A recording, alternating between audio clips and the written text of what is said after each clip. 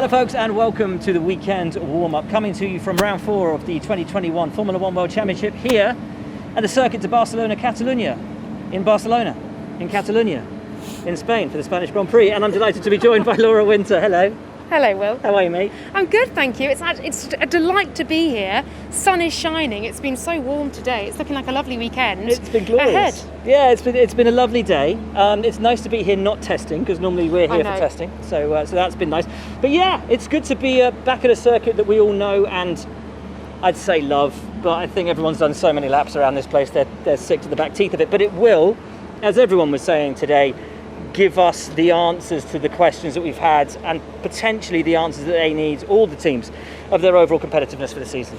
I know, I think so many of the teams came into this weekend saying after 4 races, and indeed at a track that isn't quite as divisive as Portugal proved to be, we're going to get a much clearer picture of how they're going to line up this season, the cars to watch, the teams to watch, the drivers to watch. And we've been talking to all 20 drivers today, some of whom you will hear from themselves, some of whom you will hear from through Laura and I, as we've been talking to them. The 2 Williams drivers, you spoke to Nicholas Latifi. I did, yeah. Obviously it's been an incredibly difficult start to the season for Nicholas. 2 DNFs and a P18 and well off the pace. And you didn't hold back with your question, did you? You literally put it to him like that. I mean, pull the kid up. I said it's been a difficult start. How are you coping? How are you doing? And there was so much energy and positivity from him saying, I'm just ready to go again, to start afresh, to come into this weekend looking for something new, but pushing again. And you could sense the energy from him. I wouldn't say desperation, but I would say an element of frustration for sure, that he's just ready to go and he just wants a clean run at it, And I said to him, how do you cope with this mentally? How do you bounce back from a tough weekend? 3 days later, you're back in the car again. And he said he's just got to rationalise it all and try and really come at it from a point of understanding of what he's doing, why he's doing it. Yeah, absolutely. George Russell, talking about understanding, obviously both cars off the pace. Portimao had everything that Williams didn't need: slippery track surface, a lot of wind. George Russell also had an issue on his car, which they discovered after the race, which held him back and didn't allow him to push as far forward as he would have hoped. I put the question to George because the headlines in the British press, it's always the British press, saying that potentially he and Valtteri might switch mid-season. That was poo-pooed by both today. But George saying, well, I put it to him, look, you're part of this young generation, but that same generation, your Landos, your Charleses, your Maxes, are already in top-line drives. You're 3 years in Formula 1, and almost, when does tomorrow's champion become yesterday's man? Yeah. And it is a concern for him, and he said, look, I didn't fight my entire life to get into Formula 1 to battle over last place. There is an urgency to him, but he knows it's going to be difficult to find a seat up there. You talk about learning, you talk about understanding. We're down here at Haas, and you spoke to Mick Schumacher. Did you speak to Mick Schumacher? I didn't know, Greg did. Greg spoke to Mick Schumacher. Yeah, Mick was very pleased to see that he held pace with the Williams, of course, saying that he got past Latifi, and if he'd done that sooner, he might well have challenged George as well. So there's some real positive signs coming from Mick. You spoke to Nikita though, because we talked about difficult starts to the season, we talked about challenges. He's had all of them. Yeah, no, he really has, and in a similar position to Mick, and he can actually learn from Mick. Mick's been, looking inside himself. How can he learn? How can he develop, improve himself before he thinks about the car? And for Nikita, it's exactly the same. As you're going to hear from him, a really horrible weekend, first time out in Bahrain, where he spun in every single session, ended the race after 3 corners, set his confidence back, but he's looking at himself, figuring out what he can do differently, and how he can get back to a driver who, let's face it, in other championships is a race winner and a proven pedigree. I don't want to sound like a broken record to you, Will, but that's the kind of story of this year. The race was very long. It was 66 laps, but it was that necessary time for me to drive the car and go from very good balance when the tires are there to worse balance and see how I can help it with the steering wheel changes and diff locks. So yeah, it was a very interesting challenge, but I'm sure there's much more to come this year. You're a guy that's used to fighting at the front, though. You're used to winning races. It's what you've done for your whole career. And I know you're going to be applying pressure on yourself to be there. After 3 races, you want to be already there with it. Is it a case that you've got to lessen your expectations, give yourself a bit of a break, and just take the time and take the steps you need? Yeah, it's not exactly less is more, because F1 is special because there is drivers fighting in faster and slower cars, but they're all fighting 100%. You don't see anybody leaving any time on the lap, and you can't really do that as well. But at the same time, you also want to bring the car home all the time, and don't want to give the extra work to the boys who work in the team very hard. So it's a difficult balance. I think I was very impatient with it in Bahrain, but now I've learned it the hard way. So I think it'll be hopefully smoother from now on. Well, there we go. There were the thoughts of Nikita Mazepin. Will, you spoke to both Alfa Romeo drivers. What did they have to say? Not a lot. Wasn't expecting that. End of the day, the very last interviews, the sun's going down, Kimi Raikkonen's been here all day, thrust in front of the print press, then down to me. I think I was the last interview he had to do for the day. You'd think I could remember what the 20 words he spoke were, but I can't. There wasn't much. But for Antonio, he was just sort of, look, we know we're not really a top 10 team. We know top 10 in terms of points. There's only 10 teams, so obviously they're a top 10 team. But in terms of scoring points every weekend, something's got to go wrong. Something's got to go wrong for a McLaren, a Ferrari, an AlphaTauri, for them to be getting into the points. But, qualified 12th, finished 12th. That's pretty much where the level is and as best as they can hope for, unless something in the top 10 goes wrong. And it may do. You never know what's going to happen, do you? A stroke of luck for Alfa Romeo, and it could well see them in the points. And honestly, that car in the races, on race pace, it's not half bad. It's really not half bad. Anyway, actually, Kimi in the press conference did come out with a good line when he said that he actually got the most grief for his first lap incident with Antonio from his son. I love that. Because his son said, Dad, because he's karting now, and Robin said, Dad, you're always telling me to look ahead. You're always telling me that I need to be focused in front of me at all times and, never make the mistake going forward. And that's exactly what you did. So Kimi said, I got the most grief from my boy than from anyone, which I think which is lovely, really lovely. Yes, of course, because the accident with Giovinazzi actually came from him looking down at his steering wheel to change a switch that he'd actually switched on in the first place wrong. Yeah. And so, just that lack of concentration, which you don't expect from someone of Kimi's experience. Exactly, from a guy who's raced however many hundreds of Grand Prix. And the only DNF in the race. So, that was Kimi, that was Antonio, that was Portimao. AlphaTauri, now obviously, they haven't had the start that they were hoping for after testing. We were all talking about the positivity at the team and the potential that existed within that car. Everyone thought we were mad saying they might have the third or fourth fastest car, yet they do, but they've not been able to maximise it. No, I spoke to Pierre Gasly and I said to him, are you taking any satisfaction from the fact that you've come away from Portimao, a circuit which does not suit the car at all, and you've still come away with a point, overtaking Carlos Sainz in the process? And I think he is beginning to, but he's seeing how difficult it is now to get amongst the points. He knows the race pace is there, he knows the car can be quick, but it's about linking all the bits together to really push it over the line. It's about momentum for them as well. They've got this great car, but they've not taken the chances when they have arisen. Bahrain, first race, qualifies top 5, dings it on the first lap. Then you've got Imola next time out. Again, not maximising the potential because they gambled when they didn't need to on the grid. Everyone else going for the inters, they went for the wets. We'll shake it up. You didn't need to shake it up. Just play it safe. Play to your strengths. Yuki knows that he had a better weekend in Portimao. He was just getting a bit too excited, trying a bit too hard in those early races. Just keeping his powder dry, taking those steps, and it's sure to come good. Yeah, I think he was sort of upset by the fact that he didn't have that race pace that he knows the car's capable of in Portimao. The car really struggled on the undulating circuit, certainly in the wind, as so many seem to.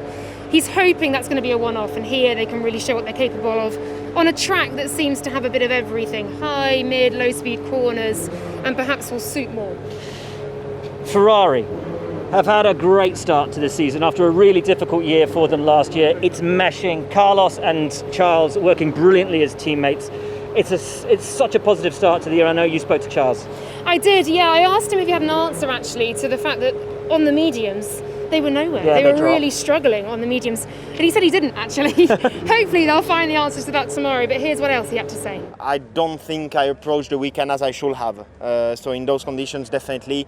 And then for here, I'm not sure it's going to be a very different weekend. So the conditions are a lot more stable. Hopefully we won't have as much wind as we had in Portugal. So it will be very different. And there I will kind of keep the same approach as I did in the other races. Nice to hear from Charles. And we welcome Mr. Sam Collins to the show. Hello, my friend. Hello, mate. How are you doing? I'm good. It's good to see you back. It's lovely to be back at a motor race. I know, we're used to seeing you. We're not supposed to call it F1 TV Tech Towers anymore, are we? We're just supposed to say Biggin Hill. That's the Media and Technology Centre is where I'm normally found, with lots of information and computer systems, but nothing quite beats being on the track for real. See, the man with all the correct technical terms. Hello, Carlos. What's up? Everybody going on a run at the track. Actually, I think there's a charity run this weekend for Wings for Life for Red Bull. But we're here to talk tech, we're here to talk updates and all the interesting things, both coming out of Portimao and arriving here in Spain. What have you discovered today, my friends? Lots and lots. Just before we did this, I saw the end of that Wings for Life run because I was in the pit lane filming Tech Talk, which we're still doing here at the track, but there's so many little bits and pieces. It's still, even though it's not the first European race, this is still very much the Spanish Grand Prix with loads of little tiny pieces to see. Because it's always usually round 4, isn't it? You have Australia and then Bahrain, China, or Malaysia, China, or whatever it used to be. This was race 4, this is race 4, this is where the updates start to come. Is that the same this year? Absolutely. I think it's the teams that pre-planned it. The schedule changed slightly because of everything that's gone on, but even tiny little updates. So these guys, Ferrari, they've got a little drilling that's really fascinating me at the very tip of the nose. Normally you expect to see it as a driver cooling duct, but it's a little bit too small. It's just like the end of my little finger here. It's absolutely tiny, slightly too small for a driver cooling duct. What's it for? Maybe it is just a driver cooling duct. There we go. What else have you seen today? Let's have a little walk. Lots and lots. So talk. just as I was walking out of the pit lane after we finished filming Tech Talk, I spotted that Sergio Perez is trying out a new driver's seat in the Red Bull. Not sure what's different about it yet, but they are doing quite a lot of testing on that Red Bull. They're putting some aero testing sensor arrays into the airbox, which suggests engine development, but you're not really allowed that. So what's going on quite at the top of the Red Bull, I'm not sure, but clearly hunting for more performance on that car. Interesting. They've also told us, and it's from other manufacturers, that everybody thinks Mercedes still has the most powerful power unit. Not a great shock. It's Mercedes. They're leading the World Championship. However, they only have the biggest power when they deploy the full hybrid system. So when they go full noise on the MG UK, really? That's where their advantage is. It's not just on the V6, it's not just on your just driving around the circuit mode. It's when they really go full noise. That's where Mercedes has got the big run. Then Honda, then Ferrari, and then Renault at the back. But it's really close in terms of performance. That's fascinating. And of course, you're not allowed to use different engine modes anymore in the race. As Lewis reminded me earlier today, as I said, it's interesting that they're not telling you to turn your engine down anymore. He was like, we're not allowed to. It's like, great. But that's only big brain on Buxton. That's only for the V6 combustion engine. You are still allowed to muck around with your hybrid system modes. So turn up and down your MG UK, your MG UH. That does change quite a lot. Okay.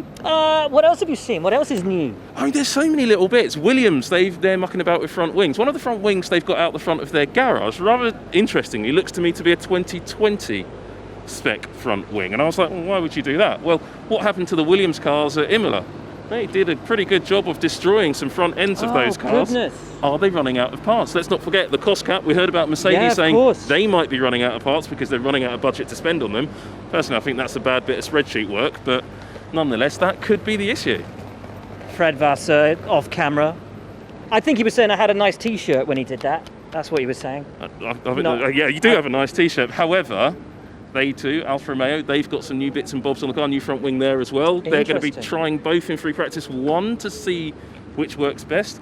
I expected a lot more from that team in terms of updates, so I think maybe we haven't seen the full story. That might come tomorrow on the Pit Lane channel. We'll talk about that a bit more. Now, we're down here at Alpine, and I want to talk very quickly about these guys. They had an update in Imola. They didn't manage to unlock the potential in it, though, until the last time out in Portimao, where they had a fantastic run from outside the points for Fernando into the points, and for Ocon starting in the points and ending in the points as well. A great start for him. That car is really interesting. We heard about it. You got it in the post-race show. Alfa Romeo trying to get the secrets about the Alpine. It's all starting with A's. So you got it in the post-race show with Daniel Kvyat. Well, actually, Daniel Kvyat got it. You were just the spectator ultimately at that point. And it's well worth watching because he revealed that the Alpine has got really high top speed. It's also very good on the low speed corners. And I found out that's down to the low revving Renault V6. We don't fully know why, but it could be the switch from a low revving Renault V6 to a high-revving Mercedes power unit that Daniel Ricciardo is really struggling in the McLaren. Oh, fascinating. Yeah, that would make an awful lot of sense. Talking to Esteban Ocon earlier today, he said he was surprised by how many people have commented to him on the straight line speed. He said he thought it was because they were able to carry more speed through the final corner, which would show a strength through a medium to high speed corner. Well, a very high speed corner, but obviously as we found out on the post-race show, it's the slow speed stuff that they believe they're the strongest in. And that will be really interesting to see here in Sector 3, just over there, where you've got the chicane, that new corner, that slow speed section down to the final corner. If they're quick there and they've got high top speed, they could be a bit potent in the race and could ruin a lot of people's strategies. Aston Martin, let's talk about them very, very quickly, because of course they had the upgrade package for Lance Stroll, didn't really work out, but by the end of the race they've got a lot of information on it. Seb's got it on his car as well this weekend. Yeah, it looks that way. It's not actually on the car at the moment, it's in bits around the garage currently because the car's just finished scrutineering. But it does look like they may have learnt a bit about that package, but this circuit is really sensitive. If your upgrade doesn't work 100%, you're going to lose huge amounts of time here. And with going through some of those medium speed corners, that is not the world that Aston Martin AMR 21 is happy. Right, let's go very quickly. Red Bull, Mercedes, anything of interest up there? Well, Red Bull, I always mention Sergio Perez's seat. They're doing some aero development around the back end of the car, not quite sure. No big new parts I spotted right away, but the car was pretty much put to bed by the time I got to look at it. Mercedes, they have some very small minor updates, but for me that car still remains a little bit of a mystery mobile. We still don't know where they spent their upgrade tokens, and they're teasing us about it. It's fascinating, isn't it? Absolutely brilliant stuff. Thank you so much, my friend. Absolutely brilliant stuff, as always, from you, mate. And I think we welcome back Laura Winter now, shall we? And we're going to go and talk about drivers. Oh, well, you do that. I don't know what they do. You can go and get a cup of tea. Wonderful. Thanks, buddy. See you in a bit. Bye-bye. Appreciate it. Thanks, Sam. Fascinating stuff from Sam. Very awkward entrance from me there. I know. Sorry. I just well done. sidled into shot. Let's talk Alpine, because we're down here. I spoke to Esteban Ocon earlier today, as we've said, with Sam, and really he was talking about the fact that he's got those upgrades on the car from Imola, finally unlocked them, and Fernando Alonso. It was wonderful to hear from him earlier today, wasn't it? Yeah, so he actually said, and I really love this, that he graded his comeback and he gave himself a 5 out of 10 so far. Oof. I mean, it's probably harsh. We're all our own harshest critics, aren't we? But perhaps realistic. I think realistic. Let's hear then from Fernando Alonso. It's not been an easy return to the sport for him, but as Laura says, being very realistic in his self-appraisal. I can do much better than what I did so far, but at the same time, is out of 3 races we scored 2 times, and 1 time we have to retire the car because a paper into the rear brake. So a little bit unlucky in Bahrain, but then the other 2 races we did score points. So we could score more, probably, yes, but 1 step at a time. I think we need to, meanwhile we are adapting and being comfortable with the team, we need to deliver the results on Sunday and keep scoring points, and is what we are doing. Aston Martin projected they would finish 3rd in the Constructors' Championship this year. That's not really happening so far. No. They are way off that pace, I think. I spoke to both drivers earlier. You could sense a frustration, you could sense a feeling that they are very, very aware of where they are currently sitting in the standings, certainly in the Formula 1 grid. Sebastian Vettel, I said to him, how difficult is it proving to settle into a new car? And he said to me, well, it depends on the car. Which I thought was a perfect way of telling me precisely nothing at all about the current Aston Martin car and his feeling within it. But he is saying that the team are working very, very hard to make sure that we see improvements here, and with those aero upgrades we could see him take another positive step on for sure. It's fascinating, isn't it? Because that would suggest Sebastian trying to say, well, this car's difficult to drive. He just says it depends on the car, and that car is clearly not driving to Sebastian's liking. The rear end's not planted anywhere near as much as he needs. But the team, I was speaking to them earlier today, some blank faces in the early couple of races, just trying to understand the AMR 21. They think they've turned the key in the lock. Maybe not opened the door yet, but they've turned the key, and at least the key works. So, they think they can, open that potentially march on. Talking about marching on, though, and the team that probably is 3rd best in the sport this year, McLaren, sensational start to the year. Lando Norris 3rd in the Drivers' Championship, McLaren 3rd in the Constructors. I know, what a dream start for Brilliant. them. Not so much for Daniel Ricciardo, and we talked about settling into cars, and that's something that he is still very much trying to do, trying to drive more on instinct and less consciously. But for Lando Norris, I said to him, 3 top 5s and a podium. How much confidence have you got right now? And he said, I've got confidence, but I'm not overly confident. I'm realistic as to where I am. And I said, well, what about 3rd in the drivers' standings? You know, you've now got a target on your back. You're a serious threat in this championship. And he basically said, well, I fully expect Valtteri Bottas to overtake me at some point. I mean, you would, wouldn't you? Well, he's in a Mercedes. But exactly. if Valtteri keeps driving to the level that he has and Lando keeps driving to the level that he has... It's a battle. It's a proper fight. It's a proper battle. I like that. I have confidence in confidence. So it's a bit Sound of Music, isn't it? We're down here at Red Bull already, though, and you spoke about Daniel trying to fit into that car. You spoke about Sergio Perez. We speak about Sergio Perez trying to fit in as well. And we're going to hear from both of them now because it is exactly as you described it.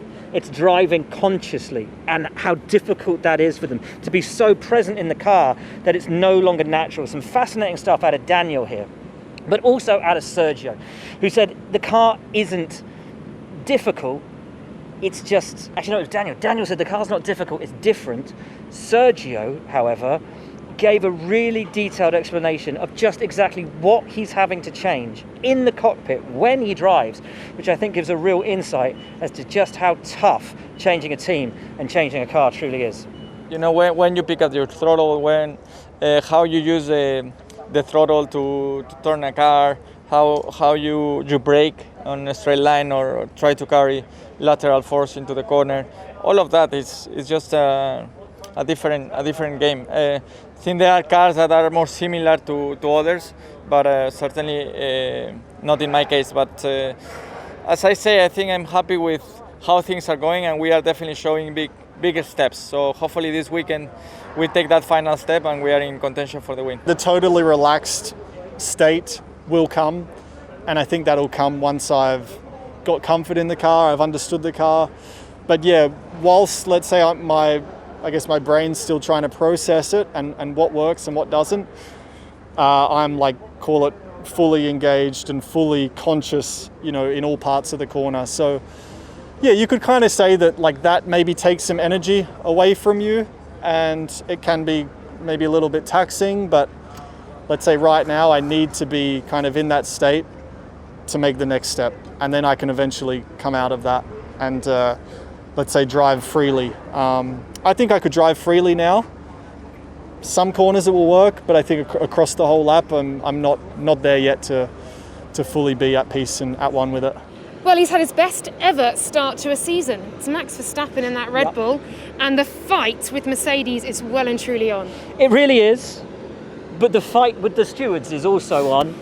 Max Verstappen and Red Bull saying we've now lost a win, a pole position and a fastest lap due to track limits. It's like, well, yeah, or you've lost them due to driver error because you went over the track limits, which you shouldn't have done. Max, though, fascinatingly today, when asked about it, said just put gravel on the outside of the corners, be strict with them, and then we know where we're at. I think they just want, or he's consistency, isn't it? Yes, that's what it's about. But that consistency, are we talking about consistency between sessions? Are we talking about night Valtteri? Are we talking about consistency from corner to corner? Because it's a bit confusing if it's turn 1 you can't pass the white line, turn 3 you can't pass the red and white curbs, turn 5 we're not going to regulate it. Just do the same thing at all the corners, and then there's no argument, is there? It's just easier. But Max wants just on the line, he wants the same rule just so it's really, really easy to understand. Red Bull also announcing today in their powertrain department as they will have their own Red Bull engines from 2025, 26. They've made another 5 signings from Mercedes in Brixworth, so they're making the big play. But as we come down to Mercedes, we started talking about it down at Williams. Valtteri Bottas, George Russell, the switch. Valtteri said this afternoon, you can bleep that out, Dwayne. Bit more work for you. Not impressed with that at all. And for a little bit of spice in there, a bit of a burn, said we're not the team that make our driver switches mid-season. Ooh, spicy. Love it. Isn't it? But of course, Lewis Hamilton, we've spoken about Max, and we speak now about Lewis relishing the fight, loving the fight with Max Verstappen. I put it to him earlier today. He had a 10-year rivalry with Sebastian Vettel, and they rarely got to fight it out on track. 3 races into 2021, 3 wheel-to-wheel battles with Max Verstappen. It's everything Lewis Hamilton's been waiting for. It is something that I've been wanting every year. So There was moments when we were fighting the Ferraris where we had that close pace and we had that battle, but we didn't have too many opportunities to have what we've had in the last 3 races. So I'm grateful for it. I hope that we have 20 great more. So that is pretty much it from your weekend warm-up from Sam and Laura and I. However, before we close, random prediction time, Sam. Ferrari going to be on the podium. Wait, you mean the sparkling wine or like the cars?